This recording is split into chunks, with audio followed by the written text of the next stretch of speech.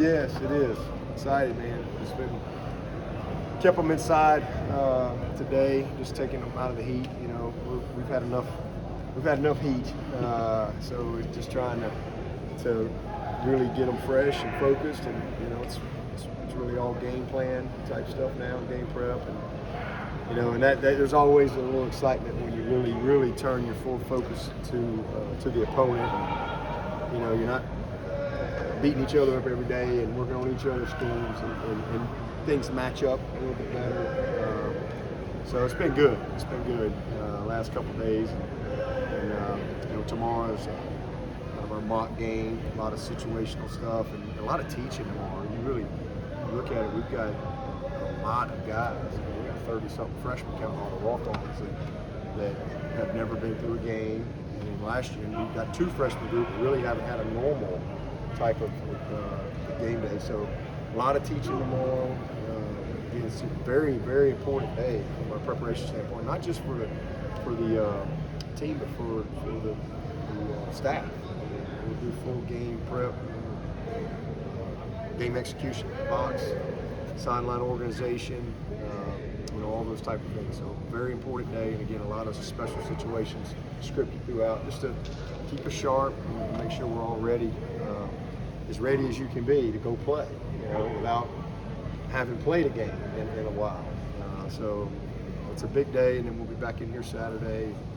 Got a good kind of final prep this week. And Sunday is we just got an athletic department function. And it's game week, so it's time. It's here. We're excited about it, and you know, guys have had a good energy to them.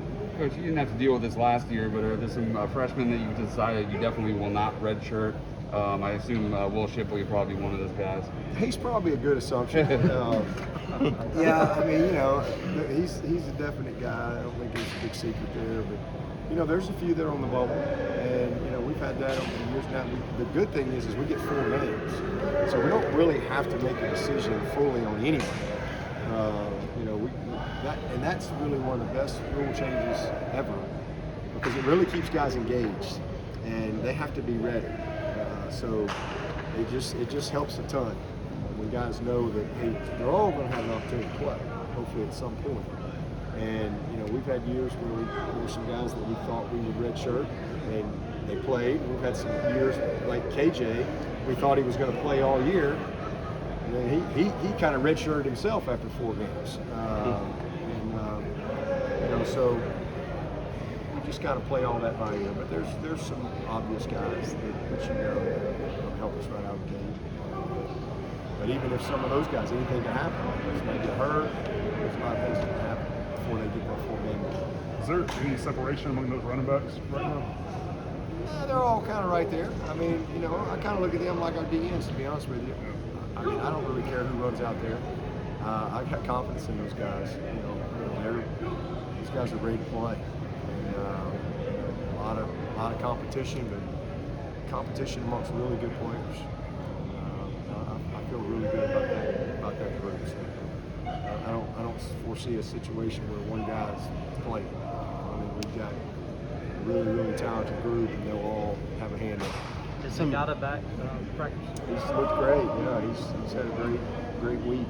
So you know, kind of nursed that hamstring a little bit. He's had a good week. Some of the guys that are dealing with some longer term stuff like Brandon Spector or Capehart, is there any kind of a timeline on those guys? Yeah, not really. Brandon, we don't really have one on him. I mean, he's just kind of he's getting better. That's encouraging. But Capehart, sooner than later, he's you know, working his way back pretty quick. And hey, he missed a lot of camp, but he's got a lot of good football ahead of him. Big John Williams is going to be out for the season. We went ahead and did the surgery on him.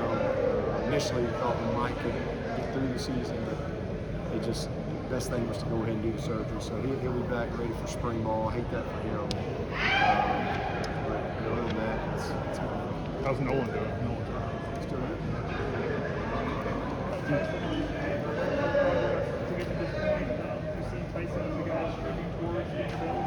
Yeah, I know. He's available. He's ready to go. Practiced every day. So excited about having him back. It's unbelievable. It's amazing. When It's a one of joke, those miracles. when the guy was out, how much did Joe get with the first team, and how does he look? They've all worked with the ones and the twos, all camp. Because Frank's worked in multiple spots. We kind of like the OL, we cross-trained a lot of guys. And I'm not Frank. Igata has worked multiple spots. Frank's worked multiple spots. So Joe has got a lot of work with the ones and the twos. And I feel good about it. We've moved a lot of guys around, a lot of twos, a lot of fives. So I feel good about our versatility at the receiving position, the ability to, if need to, move guys around. I know you've tried to do a whole lot of installs, get the team ready to play, but at what point as a head coach do you start looking at Georgia, spending a little bit of extra time on them and start looking into that game plan? Yeah, well, we do a 5-game preseason deal back in the spring. So we spend time in the spring and in the summer with the opponents. So there's already a lot of work going on there. But all of us, once it's past Monday, you really kind of dive in fully and start getting ready for the game. Prior to that, you're installing for the season. It's a lot of season focus. It's a time of year where you got them for unlimited time. And then once school starts, you have to start paring it down. You got to limit 20-hour rule. So, but last Monday was we kind of turned the page and really started fully on game prep. Still some Clemson work Monday and Tuesday, some competitive work. Monday was great. It's one of the best practices we've had. It was hot, it was physical, it was a really good day. And then Tuesday, a little less Clemson, and then it's been all Georgia prep from there. Bachler said that Tuesday, Monday, maybe some of the best days the offense has had. Yeah, good days. I like the chemistry. I think the guys have worked hard. They've come together. The quarterbacks have gotten better and better and better. Again, getting Tyson back is great as well. He's practiced really well. A lot of confidence, and so they're gelling. I think we've got some versatility in the offensive line that's going to serve us well, for the season. And then, health-wise, we're in a pretty good spot. So hopefully we can stay that way. With Tyson coming off an injury, and then this is still TBD on who's the number 2 guy for Georgia. No, Tyson's the number 2 guy. He's practiced all camp. He's really done pretty much everything since that first week. They just fully cleared him the other day. I guess it was Monday. This past Monday, he got fully cleared. So he's looked really good. Connor's done a great job. Got a lot of confidence in him. So we're in a good spot. Coach, you said a couple of weeks ago, Jalen Lay was one of your most improved players in camp. Have you seen him continue to show good performance? Yeah, he's had a good camp. I'm really proud of him. He's one of the definitely most improved guys in all areas. He's still not quite where he needs to be at the point of attack like we want him to, but he's much improved. And man, his understanding and knowledge of the big picture and the route running is really been good to see. He's just playing with so much more confidence, playing faster, and I think he's going to help us. Dabo, you mentioned point of attack. How about Ray? He's good. Rade's good. He's very winning. He's a tough kid, and I'm excited about what he's done this camp. He's been in a lot of battles, knows what he's got to do, and knows how to use his body, knows how to position. He's not Dwayne Allen at the point of attack, but he doesn't need to be. He just need him to be the best version of himself. 250-some pounds, and he's plenty big and strong. He's just got to play with good fundamentals and have the right mindset. And that's what I'm proud of him. He knows what he's got to do. He's got big time aspirations, and he's got to put it on tape. Do you see Barrett Martin being a little bit? I don't think he's quite at that level. He's one of those guys that is on the bubble and go see playing time. But a lot's to be determined there. That's a lot. You're asking a lot of that guy. I mean, we're a bunch of veteran backers. We got guys that've been around here for a while. This is a very, very complex scheme, a lot going on, and he's learning 2 spots. So he's just knowledge-wise not right where he needs to be. Athletically, he's as good as anybody we got. He's special, man. That guy's elite from a football standpoint and just the skills and everything you want in a football player. You can't just go out there and be a good football player with a great effort. You gotta know what you're doing. You gotta have the right fundamentals, the right technique to be able to execute within a scheme. And he's not quite there from the knowledge to where he can really compete. Now that your quarterback room is a little deeper than you thought it might be, Will Taylor, is he a guy that could avoid a redshirt by bringing value to special teams? Oh, he's not going. Will's got to be ready. He's a guy that's got to be ready to go. We got to. We don't know what's going to happen at quarterback. So again, it's a short-term plan for this year, but it's a long-term plan for our program. Because what he's getting right now, every day, the foundation of this offense and the big picture understanding and learning it through a quarterback's eyes. I can't wait to move him to receiver. It's going to be a blast where I can really coach him because he's never been played receiver. He's never been coached. He's a lot like Renfro. He's got all the stuff. Just got to teach him and coach him.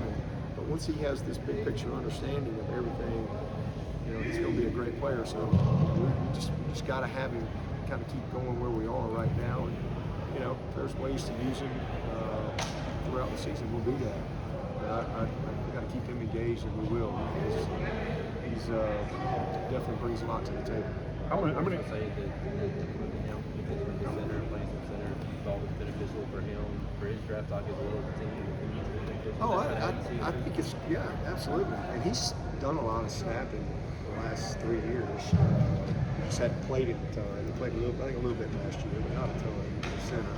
We haven't had to, but he's worked it forever. We got a lot of guys that have done that. There's no doubt for him to be able to demonstrate that he can, because he's going to have to play center and goal. But for him to demonstrate that he can do that, definitely benefit him. Because now you're a free position guy, instead of just a guard. And he's certainly got the mentality. He's got the intelligence that you need. So he'll play both throughout the season for sure. How many offensive linemen would you be comfortable running out there right now? I think we got 9 guys today that I feel good about. That I think they're very functional, and I think we're right there at 10, 11.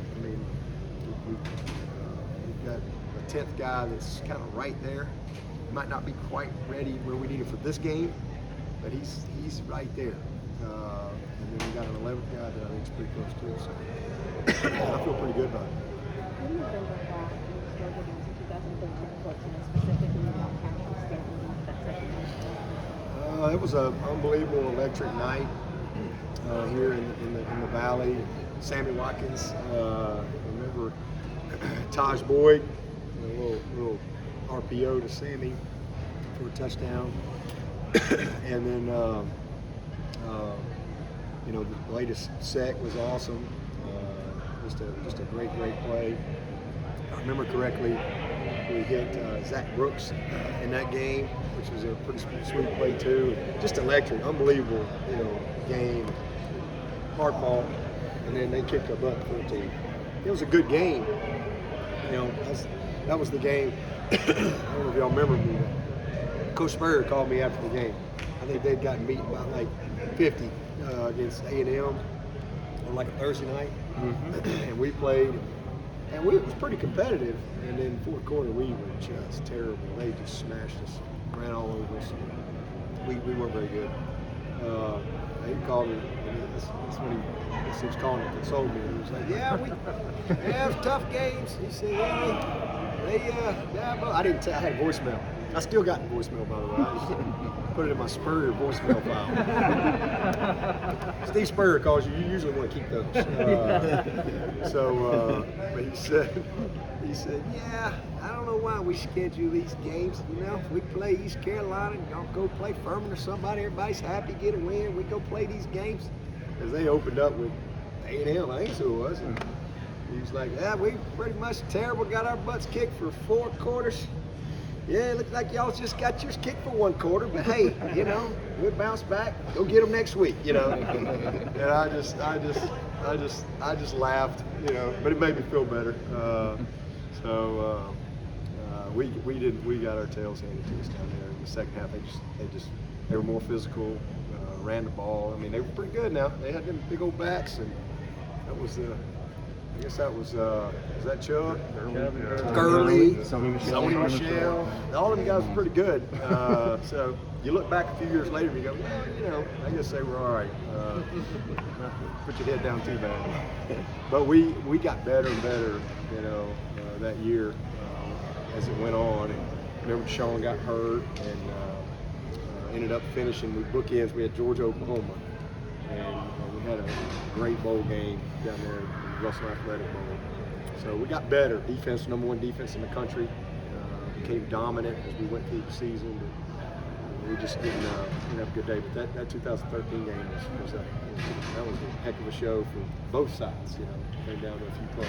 That 13 games where ABC followed you all the way around the Yeah, stadium, did big the video. rock. How much of a recruiting tool was that? Do you think that made a difference? Yeah, it was like a 6-minute infomercial with Brent Musburger narrating it. You know, if y'all remember that. I mean, it was incredible. I mean, we didn't really know how it was going to turn out, and it was literally like 6 minutes of just an infomercial. It was an amazing moment. And coming down the hill, and I remember the dogs came and met us at the hill, and Brent Musburger had a comment about that. He had some funny comment. Even Georgia had to get a look. Oh yeah, even Georgia had to get take a peek. And so it was just a really cool moment. And certainly, you know, everybody that's wanting to watch that game, they just had to sit there and kind of take it in. So it was a pretty special way to capture such a unique tradition in college football. Do you have a Muschamp voicemail phone? I do not. I do not. I don't have one. But Coach Spurrier, he still calls. He calls all the time. He called last week about, he's watching Trevor. He was watching Trevor one day. Wanted to give me a comment about that. And, so he's great. I always appreciate his insight because it's usually fun to listen to. Coach, I can't remember Travis Etienne amazingly missed a single game when he was at Clemson. Yeah. Did you reach out to him, Yep. talk to him, or text him? I did. I talked to him, and he's in good spirits. I had the seniors over. When was that? 2 nights ago. And the freshman came over last night. But I talked to him with the seniors over there a couple of times. Got on the phone with him too. But he's in good spirits. It's just unfortunate, you know. But he's got a long career ahead, so he'll bounce back. It's part of the game. Hate it for him, but he'll be fine. Justin Foster was telling us a couple days ago that the visit to Duke that he took, they told him that he could play. You actually just called him, I guess coincidentally, you just called him. It was right out the door. He said he called it like a God wink, what you call it, in terms of like that's a sign that maybe he should come back. Yeah, What do you remember? just checking on him. Yeah. You know, I was just checking in with him, seeing how he was doing. And he said he's doing good. And at that point, he didn't tell me he was coming back. He said he was doing good, feeling better. That's great. How's work? And he called me not long after that, sometime in May. Said, "Hey, I want to play." So I just remember being excited. I don't know if he could come back. I was like, yeah, absolutely. It was a great day. Surprise for you. I mean, what was your impression of where he was at that moment? Oh yeah, I was very surprised because I just thought he had moved on.